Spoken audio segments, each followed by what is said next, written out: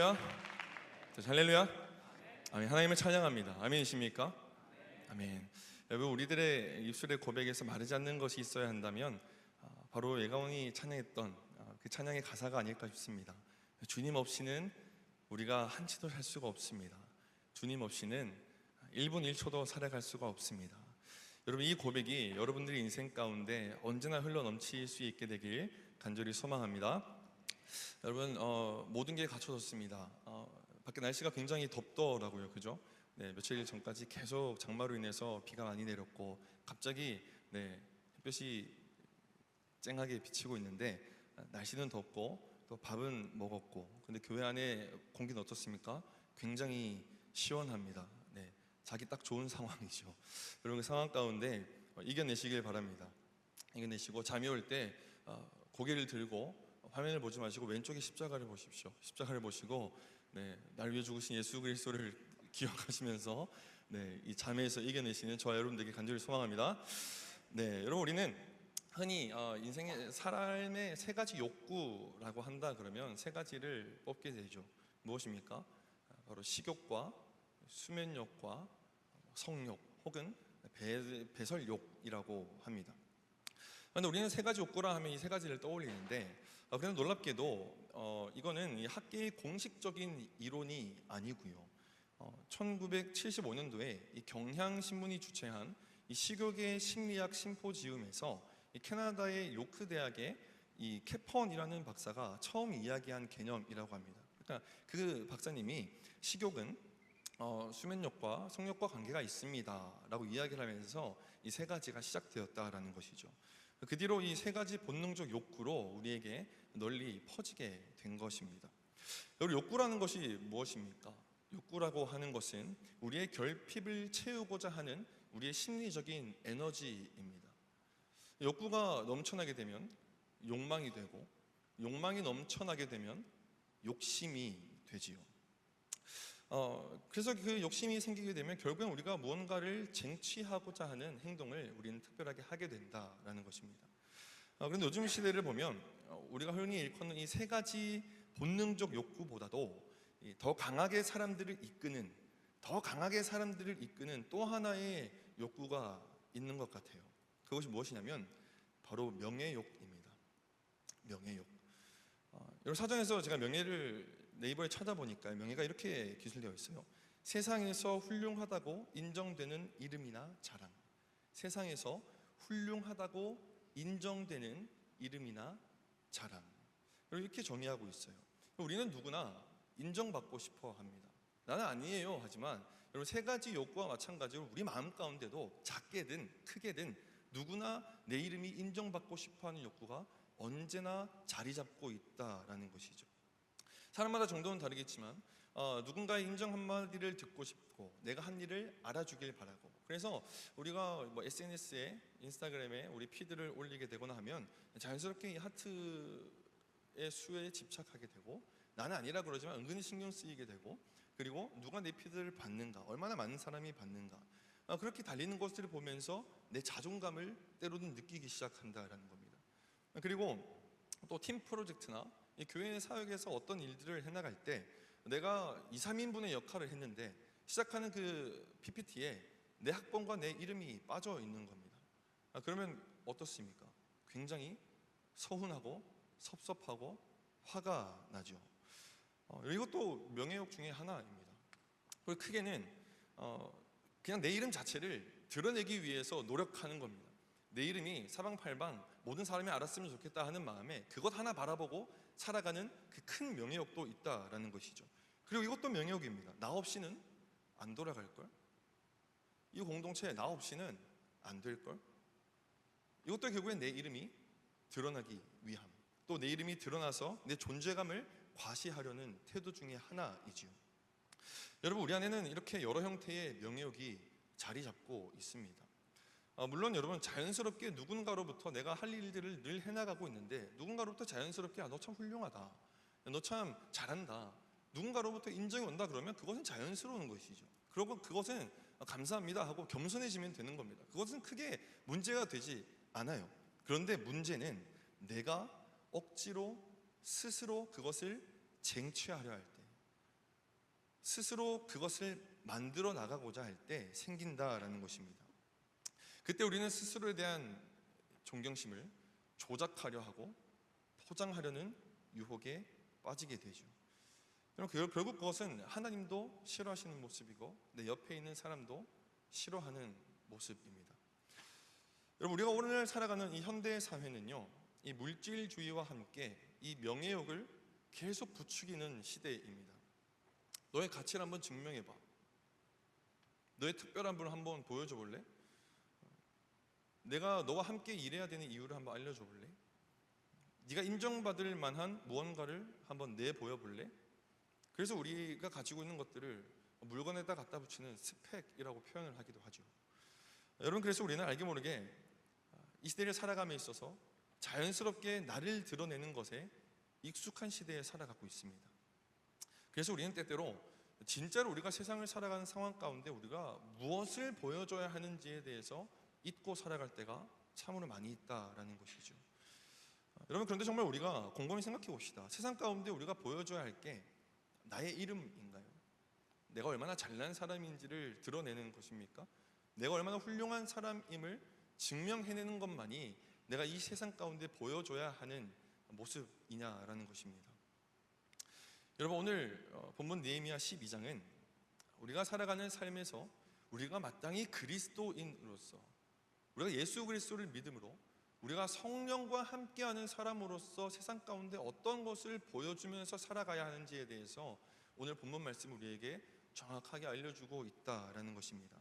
그래서 바라기는 여러분, 오늘 말씀을 통하여서 이 삶 속에서 우리가 어떤 존재로 살아가야 할지, 그리고 우리는 그 존재로서 무엇을 드러내면서 이 세상을 살아가야 하는지 깊이 깨닫고 또 그 깨달음을 넘어서 순종으로 나아가는 저와 여러분 되시길 간절히 소망합니다. 아멘. 아멘. 여러분, 첫 번째로 함께 나눌 것은 우리가 세상 가운데 보여줘야 할 것은요, 삶에서 예배드리는 모습을 보여줘야 한다라는 것입니다. 삶에서 예배드리는 모습을 보여줘야 한다라는 것이죠. 여러분, 오늘 본문 43절 말씀 제가 읽도록 하겠습니다. 이날에 무리가 큰 제사를 드리고 심히 즐거워하였으니 이는 하나님이 크게 즐거워하게 하셨습니다. 부녀와 어린 아이도 즐거워하였으므로 예루살렘이 즐거워하는 소리가 멀리 들렸느니라. 아멘.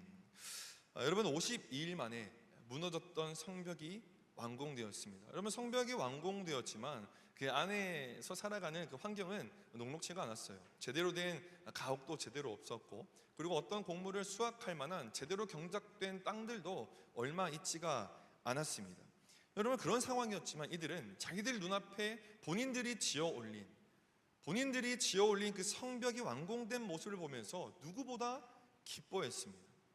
여러분, 지난 몇 달 동안에 우리가 함께 느헤미야서를 읽어가면서 이들의 상황을 우리가 두 눈 똑똑히 보지 않았습니까? 이들이 어떤 상황 가운데 포로기로부터 돌아왔고, 그들이 돌아온 상황 가운데 어떤 상황 가운데 이들이 성벽을 지금까지 짓게 되었는지 우리가 몇 달 동안 두 눈으로 확인하지 않았냐라는 겁니다. 여러분, 이들이 갖추어진 게 없었어도 그 성벽이 재건되고 성전이 재건되었을 때 이들이 기뻐해야 할 이유는 마땅하고 당연한 반응이다라는 거예요. 이스라엘 백성들, 여러분, 포로로부터 다시 돌아오긴 했죠. 그런데 무너진 성벽을 바라보고만 있었어야 했습니다.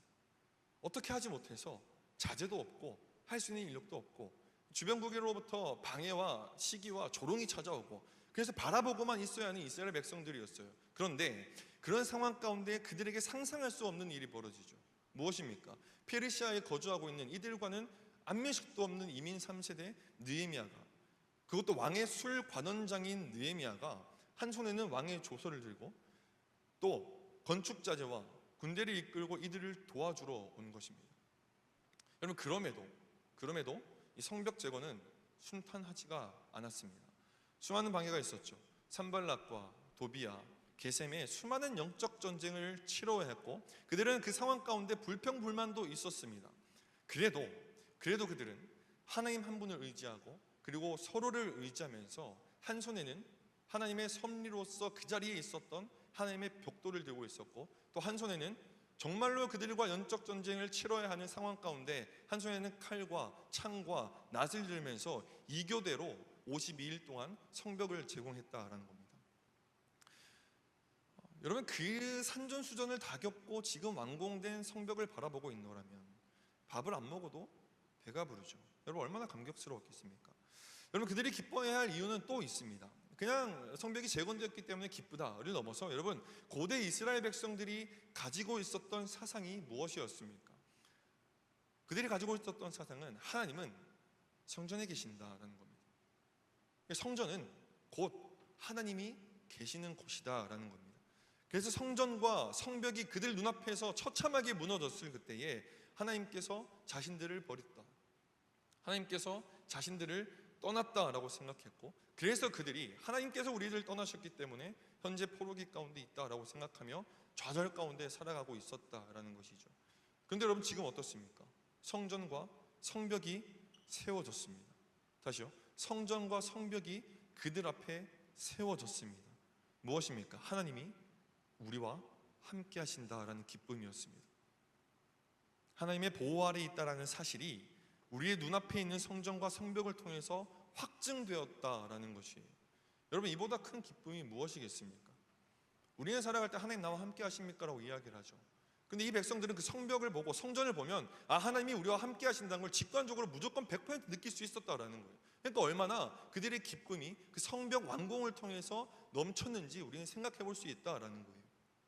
여러분, 즉 이들의 기쁨은 우리를 지켜줄 보호막 차원의 성벽이 완공됐기에 기뻤고, 하나님이 거하실 성벽이 완공되어서 이제 하나님께서 거하실 곳이 완공되어서 이제 우리와 함께 하신다는 그 사실에 대한 기쁨과 즐거움과 감사였습니다. 그래서 그들은 오늘 본문을 보면 성벽 봉헌식을 드립니다. 성벽 봉헌식을 드려요. 제물과 예물을 하나님께 감사한 마음으로서 드리면서 기뻐 찬양하고 하나님께 제사 드리며 예배 드린다라는 것이죠. 여러분, 여기서 우리가 주목해야 할 단어가 있다면 바로 봉헌입니다. 봉헌. 여러분, 봉헌이 무엇입니까? 우리가 이제 SD 워십이 내려가고 그리고 우리가 봉헌을 위해서 찬양하죠. 봉헌, 드린다라는 것이죠. 드린다. 여러분이 봉헌이라는 히브리어적 사전을 찾아봐서 이 단어를 살펴보게 되면 그 드린다의 의미 안에, 그 단순히 드린다의 의미 안에 깊은 뜻이 담겨져 있습니다. 그것이 바로 무엇이냐면 하나님께서 임의로 사용하실 수 있도록 바친다라는 겁니다. 하나님께서 사용하실 수 있도록 바친다라는 게 봉헌의 의미입니다. 그 하나님께 내가 예물을 드립니다. 이것이 하나님께서 사용하길 원합니다. 왜냐하면 이것이 하나님께로부터 왔기 때문입니다. 그래서 우리가 그 마음으로 봉헌을 드린다라는 거예요. 그럼 봉헌을 했다는 것은 무엇을 의미합니까? 이 성벽을 봉헌했다는 것은 이 성벽이 이제 더 이상 자기들의 것이 아니라는 겁니다. 성벽을 봉헌했다라는 것은 이 성벽은 더 이상 자기들 것이 아니라는 그들의 고백이라는 것이죠. 여러분, 한 손에 벽돌 들고 한 손에 낫과 창을 들고 수많은 영적 전쟁을 해나가면서 세워놓은 성벽이 나의 공로가 아니고, 그래서 나의 것이 아니고 하나님의 것이라는 것입니다.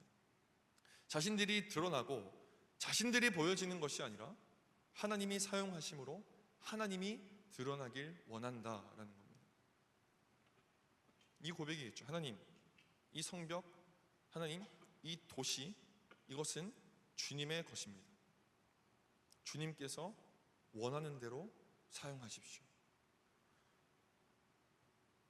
여러분, 그렇다면 오늘날 우리에게 이 성벽 봉헌식, 우리가 오늘날 살아갈 때 이 성벽 봉헌식은 우리에게 어떤 의미를 가집니까? 그저 우리가 교회 재건축을 하고 새 성전을 건축하고 읽어야 하는 그런 본문인 것입니까? 여러분, 그렇지 않습니다. 여러분, 고린도전서 3장 16절 함께 읽어볼까요? 준비 시작. 너희가 하나님의 성전인 것과 하나님의 성령이 너희 안에 계시는 것을 알지 못하느냐. 아멘. 여러분, 오늘날 성전은 교회의 건물을 의미하기도 하지만 하나님의 성전이 거하셨던 것처럼, 하나님께서 성전에 거하셨던 것처럼 성령님이 이제 우리와 함께 하심으로, 우리 안에 내주하심으로 우리 자신이 곧 성전이라는 것입니다. 그렇다면 성벽 봉헌식은 무엇을 의미합니까? 우리의 전인격적인 존재를 하나님께 드리는 것입니다. 우리의 전인격적인 존재를, 나의 존재를 하나님께 드리는 게 이 성벽 봉헌식이 가지고 있는 뜻이라는 것입니다. 여러분, 바울도 우리의 존재를 하나님께 드리라고 도전합니다. 로마서 12장 1절 말씀 제가 읽도록 하겠습니다. 그러므로 형제들아, 내가 하나님의 모든 자비하심으로 너희를 권하노니 너희 몸을 하나님이 기뻐하시는 거룩한 산 제물로 드리라. 이는 너희가 드릴 영적 예배니라. 하나님이 기뻐하시는 거룩한 산 제물로 드리라. 이는 너희가 드릴 영적 예배니라. 즉 여러분, 우리가 성전이라면, 우리가 성령과 내주하심으로 함께 있는 성전이라면, 하나님께서 원하시는 봉헌은 바로 우리들의 삶 자체라는 것입니다. 우리들의 말, 우리들의 행동, 우리들의 관계, 우리들의 선택, 우리들의 감정, 우리들의 모든 결정, 그것이 하나님 앞에 드려지는 제물과 예배가 되어야 한다라는 것이죠. 여러분, 우리가 삶 가운데 드려지게 되는 진정한 예배가 무엇이겠습니까? 우리가 삶의 예배를 이야기할 때, 그런 삶의 예배가 무엇이냐라고 했을 때 여러분은 무엇이라 답하면서 살아가겠습니까? 하나님을 사랑하는 것과 이웃을 사랑하는 것, 하나님을 사랑하는 것과 이웃을 사랑하는 것. 여러분, 예수님도 마태복음을 보면 이렇게 말씀하세요. 예물을 제단에 드리려는 그때에, 이 전에 나와서 예배를 드리려는 그때에 혹여나 너의 형제 자매들에게 네가 원망받을 만한 것이 생각난다면, 너의 이웃을 사랑하지 못했던 그런 것들이 생각난다면, 예배드릴 직전에 그것이 기억난다면 예물을 제단 앞에 두고 형제 자매와 화목하게 난 이후에 와서 제물을 드리라라고 말씀하고 있습니다. 예물을 드리고 이제 가서 너네가 이웃과 친해지고 사랑해라, 그게 아니라 이웃과 사랑했던 것이 기억나지 않는다면 그 앞에 예물을 내려놓고 다시금 가서 그들과 화해하고 그들을 사랑하고 그들을 아껴주고 그렇게 화목하게 하고 난 이후에 와서 다시 예물을 드리고 예배를 드려라 라고 이야기하는 겁니다. 여러분, 그렇습니다. 하나님을 예배한다라는 것은 여러분, 우리가 이 교회에 와서 예배적인 행위를 드림으로 끝나는 것이 아닙니다. 성벽봉헌도 그냥 하나님 성벽봉헌을 했습니다, 우리의 축제 기간입니다, 즐거워하겠습니다 라고 그렇게 끝나는 일회적인 그런 예배가 아니다라는 거예요. 여러분, 우리는 때때로 주일 예배, 또 금요 에스크, 특별 집회에만 집중할 때가 있습니다. 또 수련회에만 집중할 때가 참으로 많이 있어요. 고작 그 1시간 정도의 시간, 고작 그 4일 정도의 시간, 우리는 그 시간으로 우리의 예배를 마치려고 합니다. 고작 그 시간 정도로 우리의 예배를 끝내려고 하고 우리의 예배를 정의 내리려 한다라는 거예요. 여러분, 결코 그 시간으로 예배가 정의되어지는 게 아닙니다. 진정한 예배는 주일 말씀을 듣고 당장 모이는 셀 모임을 하러 가는 그 시간 속에서도 우리의 예배는 이루어지고 있다는 거예요. 너무나 일어나기 힘든 내일 월요일 아침부터 우리의 예배는 시작되고 있다는 겁니다. 학교에서의 시간, 직장 안에서의 모든 시간, 삶의 모든 시간이 예배이고 그것으로 하나님께 드려지는 예배가 정의될 수 있다라는 것입니다. 여러분, 묻고 싶습니다. 여러분들은 예배자입니까? 여러분들은 진짜 하나님 앞에서 예배자입니까? 삶에서 여러분들이 예배자로서의 삶을 살아내고 계십니까? 오늘 느헤미야서를 보면 성벽 봉헌식을 통해서 우리가 삶에서 어떠한 것을 보여줘야 되는지 알려줍니다. 29절 말씀 제가 읽도록 하죠. 앞쪽 말씀입니다. 또 백길갈과 게바와 아스마웻 들에서 모여들었으니 이 노래하는 자들은 자기들을 위하여 예루살렘 사방의 마을들을 이루었습니다. 아멘. 여러분, 느헤미야가 예배를 드리기 위해서요, 찬양팀을 모집합니다. 찬양이 하고 싶어하는 사람들, 찬양 잘하는 사람들을 모으는 거예요. 하나님을 예배하는 자들이 모였는데 그들의 태도가 어떠냐면 29절 말씀에 보면 이 노래하는 자들은 자기들을 위하여 예루살렘 사방의 마을을 이루었다라고 얘기합니다. 자기들을 위해서라고 이야기합니다. 여러분, 예배가 자기들을 위해서 드리는 겁니까? 여러분, 예배가 나를 위해서 드리는 거냐라는 겁니다. 아니죠. 여러분, 그러면 이 사람들의 예배의 태도는 잘못된 태도입니까? 그렇지 않습니다. 여러분, 이 문장은 내가 잘났기 때문에 내가 하는 게 기뻐서 그게 아니고, 이 문장의 뜻은 하나님을 예배하는 것이 자기들에게도 더할 것이 없이 좋다라는 의미입니다. 그러니까 하나님을 예배하는 것이 너무나 행복하고 너무나 좋아서 그 표현을 자기들을 위해서라고 이야기를 한다라는 거예요. 다른 것 때문에 기쁜 것이 아니라 내가 하나님을 예배하는 것이 기뻐서 그것을 위하여서 그 예루살렘 주변 사방으로 모여서 마을을 이뤘다라고 이야기를 합니다. 지금까지 예배드릴 수가 없어서 안타까워하던 차에 느헤미야를 통해서 예배의 자리가 마련되자 그들은 서로 모여서 함께 찬양하며 마을을 이뤘다, 공동체를 이뤘다라는 것이죠. 여러분, 마을을 이뤘다라는 건 뭡니까? 내가 즐겁게 뭔가를 하는 것이, 그 주변도 다 본인의 일처럼 기뻐하고 그렇게 즐겁게 만드는 시너지가 생긴다라는 것입니다. 그래서 함께 살 수 있는 마을이 형성되는 것이죠. 그게 함께 기쁘니까. 내가 기뻐하는 것이 너도 기쁘고, 그가 기뻐하는 것이 또 저들에게도 기쁘고, 그래서 그 기쁜 자들이 모여서, 하나님 예배한 자들이 모여서 마을을 이루면서 살아가게 되었다라는 거예요. 여러분, 43절 말씀을 보면 즐거워한다라는 단어가 4번이나 나옵니다. 그 짧은 문장에 하나님을 예배하고 하나님을 찬양했다라는 그 단어의 그 문장의 가장 중요한 단어들 4개가 즐거워했다라는 거예요. 여러분, 예배 드리는 것은 즐거운 것입니다. 아멘이십니까? 즐겁지 않으십니까?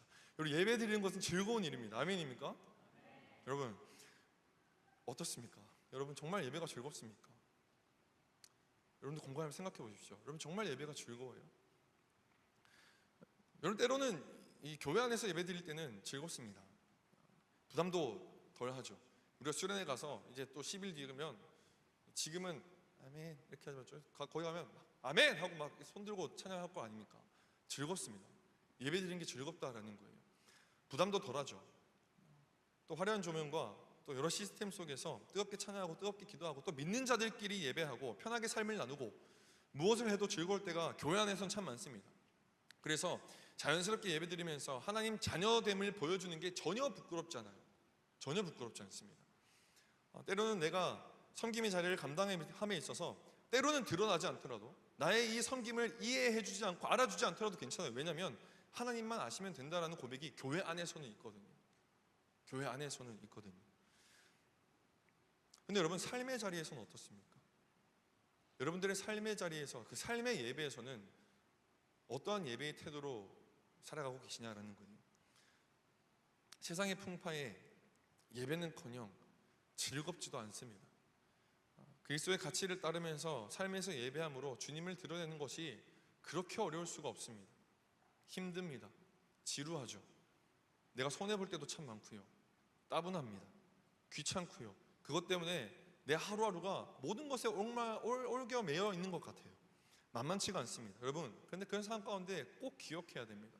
꼭 기억해야 할 것은 우리는 삶에서 하나님을 예배하는 것을 피할 수 없다라는 거예요.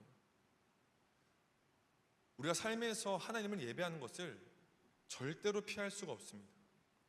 왜냐하면 우리는 주님의 자녀로 부름을 받았기 때문입니다. 우리가 예수 그리스도를 믿음으로 우리 안에 성령이 거주하심으로 우리는 이미 성전으로 하나님께 드려진 존재가 되었기 때문입니다. 여러분, 주님께서 우리를 사용하시고자 할 그때에, 주님께서 임의로 우리를 사용하시고자 할 그때에 우리의 삶의 예배, 우리의 삶의 봉헌으로 인해 우리를 사용하시고자 할 때에 우리는 그것을 피할 수 없습니다. 그러나 한 가지 우리가 선택할 수 있는 것이 있어요. 그것이 무엇이냐면 우리의 태도입니다. 우리의 태도는 선택할 수 있다라는 거예요. 원형적 사고가 있죠. 원형적 사고, 궤도적 사고. 그 이야기가 왜 붐이 일었습니까? 그 일이 닥쳐도 내가 컨트롤하는 겁니다. 내 태도를 내가 선택하는 거예요. 따뜻한 거 먹을 수 있네. 내가 좀 늦었지만 얼마나 좋아, 뭐 럭키비키 그렇게 얘기하면서 태도를 선택하는 겁니다. 여러분, 태도는 선택할 수 있다는 거예요. 즐거운 마음을 가지고 나아가는 마음은 언제나 우리가 스스로 선택하고 다잡을 수 있다라는 겁니다. 그렇게 우리는 늘 기도해야 됩니다. 우리가 그렇게 하지 못하는 존재이기 때문에 내 안에 계신 성령님께서 나와 함께 하심으로 그렇게 즐겁게 삶에서 하나님을 예배할 수 있게 해달라고 우리는 늘 무릎 꿇고 하나님께 간구하며 기도해야 한다라는 것이죠. 여러분, 그렇게 될 때 세상은 우리를 통해서 주님을 바라보게 되는 줄 믿습니다. 아멘이십니까? 아멘이십니까? 그리고 예배드린 자들이 그곳에서 예루살렘 주변에서 마을을 이루면서 그들이 함께 즐거워하며 살았듯이 그리스도를 믿는 믿음의 사람들이 그 마을을 형성하고 그 공동체로 말미암아 그 즐거워하는 소리가 날로 이스라엘로부터 멀리 들리게 되게 되는 줄로 믿습니다. 우리가 드려야 할 것은, 우리가 보여야 할 것은 우리의 잘남이 아니라 삶 속에서 예배하는 예배자의 태도임을 기억하는 저와 여러분들이 간절히 소망합니다. 여러분, 그렇다면 삶의 예배에서 보여줄 것, 삶의 예배에서 진정으로 보여줄 것은 낮은 자리에서 예수 그리스도를 보여주는 것이라는 겁니다. 낮은 자리에서 예수 그리스도를 보여주는 것. 여러분, 오늘 본문 말씀 38절 말씀 우리 한 목소리로 읽도록 하겠습니다. 준비 시작. 감사 찬송하는 다른 무리는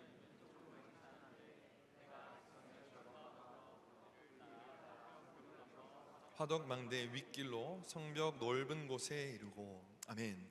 여러분, 느헤미야는 여우가 올라가도 무너지겠다라고 조롱받는 그 성벽 위에서 그들에게 보란 듯이 성벽 봉헌식을 하나님께 올려드립니다. 그런데 방식이 독특합니다. 방식이 독특해요. 31절에서 37절까지 말씀을 보면요, 이 큰 무리를 둘로 나뉘어서 성벽 봉헌식을 합니다. 오른쪽과 동그랗게 성벽을 둘러싸고 있는데 오른쪽과 왼쪽으로 둘로 나뉘어서 출발을 했다라는 거예요. 이때 지도자 이 느헤미야의 모습이 눈에 들어옵니다. 지도자 느헤미야의 모습이 우리 눈에 들어온다라는 거예요. 오른쪽으로 가는 하나의 큰 무리는요, 이 학사 겸 제사장이었던 이 에스라가 리드했고, 또 왼쪽으로 가는 다른 한 무리는 느헤미야가 리드했습니다. 그런데 오른쪽으로 갔던 그 리더 에스라는 무리의 맨 앞에 서는 반면, 느헤미야는 대열의 맨 꽁무니에서 딸려갔다는 거예요. 느헤미야는 그 왼쪽의 행렬에서 맨 꽁무니에서 딸려갔다는 겁니다. 여러분, 느헤미야가 단순히 레위인이 아니기 때문에, 제사장이 아니기 때문에 이 뒤쳐져서 걸었다라고 볼 수 있습니다. 그러나 느헤미야는 분명 그 뒤에서도 분명 그 와중에서도 행여 연약하여서 함께 하나님을 찬양하는 이 과정 가운데 함께 참여하지 못하는 사람들이 있을까봐 그 사람들을 살피면서 돌보면서 나아가려 하려 했다라는 거예요. 여러분, 함께 걷지 못하는 자는 없는지, 또 낙오하는 자는 없는지 지금까지 살펴본 이 느헤미야의 리더십이라고 한다면 여러분, 충분히 그렇게 추측해 볼 수 있습니다. 더 놀라운 것은 여러분, 행진이 끝나고서도 이제 제사를 드릴 때, 하나님께 예배를 드릴 때에도 느헤미야는 여전히 그 자리에 서 있습니다. 여전히 그 행렬에 꽁무니에 그들과 함께 서 있다라는 거예요. 여러분, 곰곰이 생각해 보면 오늘 성벽 봉헌식이 있기까지 누구의 공로가 가장 컸습니까? 느헤미야 아닙니까? 자신의 명예와 자신의 영화로움, 그 모든 것들을 페르시아에 내려놓고 다 뒤로 하고 두 발 벗고 달려와서 온갖 조롱과 멸시와 희생을 이겨내면서 성벽 공사를 마쳤습니다. 여러분, 오늘날 어떤 건물이 지어지거나 교회를 재건축해서 입당 예배를 드릴 때 여러분, 느헤미야가 오늘날 있었다면 한마디 경축사 정도는 할 수 있는 거 아니겠습니까?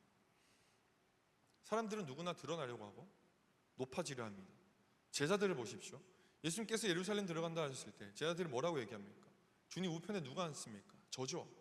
주님 외편에 누가 앉습니까? 저죠. 저 12명 중에 제가 제일 낫지 않습니까? 저들 중에 제가 가장 인정받는 거 아닙니까? 주님 수시에 저 아닙니까? 그 오른쪽 자리 제 거죠. 여러분, 그런데 예배 중에 어디에서도 느헤미야의 존재는 부각되지 않습니다. 제사는 오직 레위인들이 감당할 것이고 자신은 낮은 자들과 함께하며 그 자리에서 하나님의 영광을 바라보면 그것으로 되는 것이었습니다. 진짜 예배자는 낮은 자들을 돌보고 예배를 통해서 주님만 드러나게 하고 그 주님의 영광만 드러나면 그것으로 만족하는 것이 예배드리는 예배자입니다. 여러분, 어른 김장하라는 다큐멘터리가 있어요. 보신 적 있습니까? 제가 최근에 울산 내려갔을 때 저희 아버지가 이거 봤냐고 물어보시더라고요. 그래서 안 봤다 그러니까 굉장히 무시하시더라고요.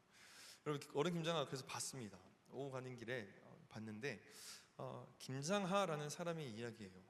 경남 진주의 어느 한약방에서 이 60년 동안 일한 김장하 선생님에 대한 이야기인데요. 이분이 어린 나이부터 시작해서 이 한약방에서 평생 번 돈을 학교를 세우는 곳에 쓰고 또 어려운 학생들을 돕는 장학기금으로 썼다라는 거예요. 또 지역 사회를 발전시키는 곳에 돈을 후원하는 사람이더라고요. 또 그뿐만 아니라 이 옆집에 어려운 사람들에게 돈도 빌려줘요. 어떻게 빌려주냐면 그냥 돈이 없으면 대출을 하는 게 아니라 옆에 김장아 집에 가는 겁니다.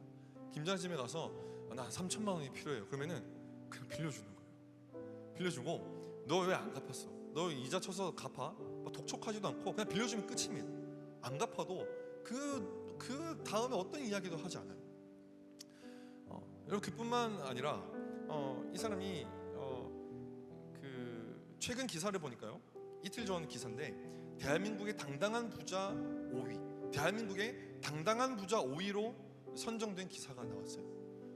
1, 2, 3, 4등을 보니까 한국의 대기업의 이제 사람들입니다.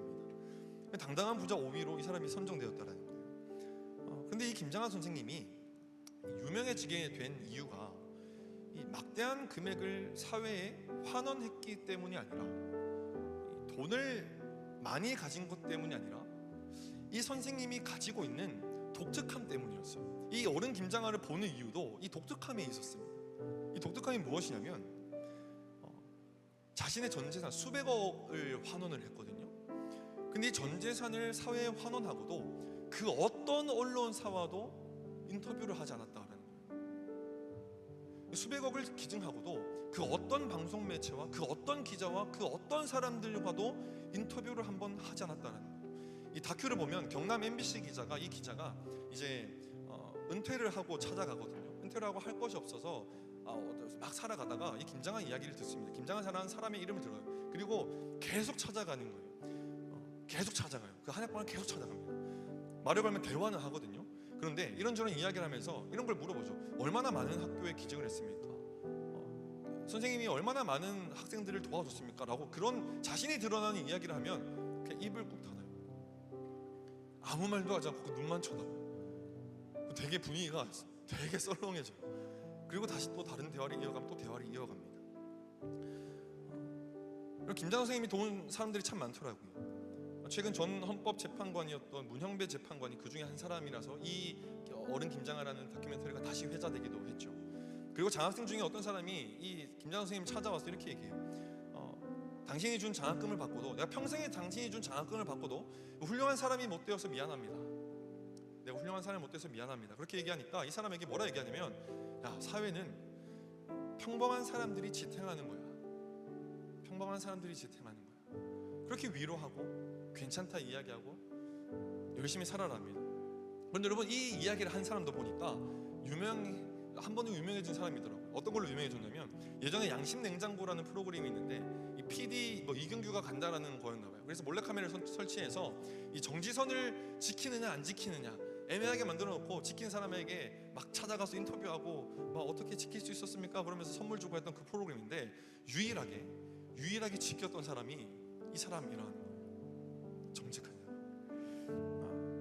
여러분, 이 다큐는 현재 넷플릭스에서도 계속 상위권 자리를 차지하고 있고, 백상예술대상 TV 부문 교양작품상을 수상하는데, 지역 방송국의 제작 컨텐츠가 수상한 건 백상예술대상 시작 이후에 58년 만에 처음이라는 거예요. 전 계속 생각했어요. 왜 사람들이 이 다큐에 이리 열광적일까? 왜 사람들이 이 다큐에 이리도 열광적일까? 그렇게 생각하면서 보게 되는데, 여러분, 그것은 제가 깨달은 것은 이 다큐멘터리의 제목에 있었습니다. 어른 김장하. 어른 김장하. 이 포스터의 글귀가 이래요. 어른은 없고 꼰대만 가득한 시대, 당신은 어떤 사람이 될 것입니까? 어른은 없고 꼰대만 가득한 시대에 당신은 어떤 사람이 될 것입니까? 이게 포스터의 글귀예요. 그리고 제목이 어른 김장하입니다. 그리고 이유가 이거예요. 사람들이 생각하는 진짜 어른의 모습이 이 김장하라는 선생님에게 있었기 때문입니다. 사람들이 누구나 기대하는 진짜 어른의 모습을 평생 보이면서 살았기 때문이에요. 여러분, 저는 이 다큐를 보면서 오늘날 이 시대를 살아가는 그리스도인들이 생각났습니다.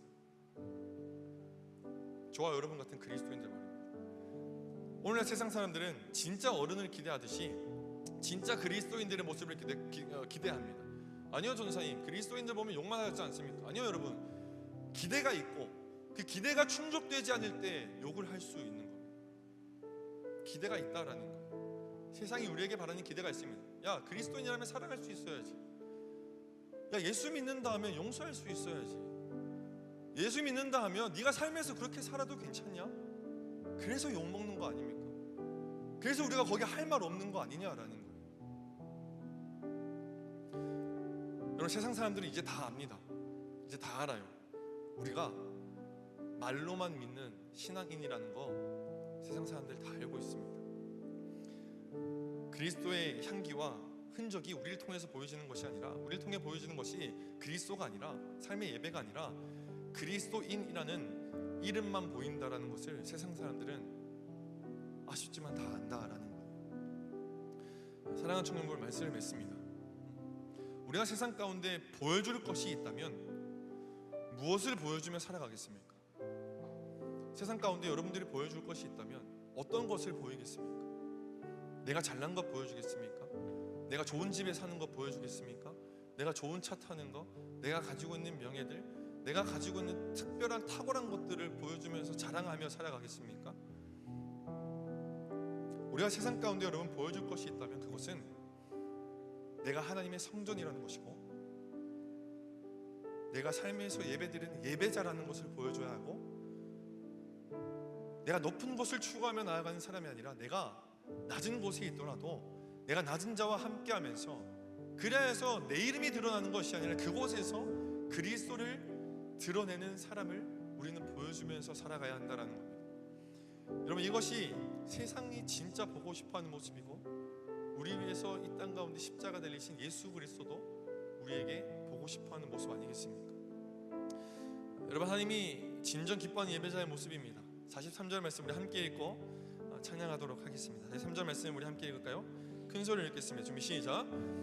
이날에 무리가 큰 제사를 드리고 심히 즐거워하였으니 이는 하나님이 크게 즐거워하게 하셨습니다.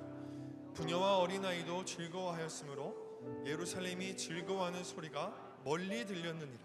아멘. 여러분, 우리의 삶의 예배가 하나님께, 세상 사람들에게 보여짐을 통해서 하나님이 크게 즐거워하시고 그로 인해 주변이 즐거워지고 이 세상이 즐거워지는 소리가 우리를 통하여서, 우리가 삶 가운데서 삶의 예배를 살아냄을 통하여서 그 소리가 멀리 퍼지게 되는 줄로 믿습니다. 그런 믿음의 고백을 여러분들 마음에 품으시고, 삶에서 내가 보일 것은 예배자의 모습이다, 내가 삶에서 보일 것은 그리스도 한 분뿐이다, 이 마음 결단하시고 오늘 하루를 살아가시는, 평생을 살아가시는 저와 여러분 되시길 간절히 소망합니다. 이 시간 함께 찬양함으로 나아가도록 하죠.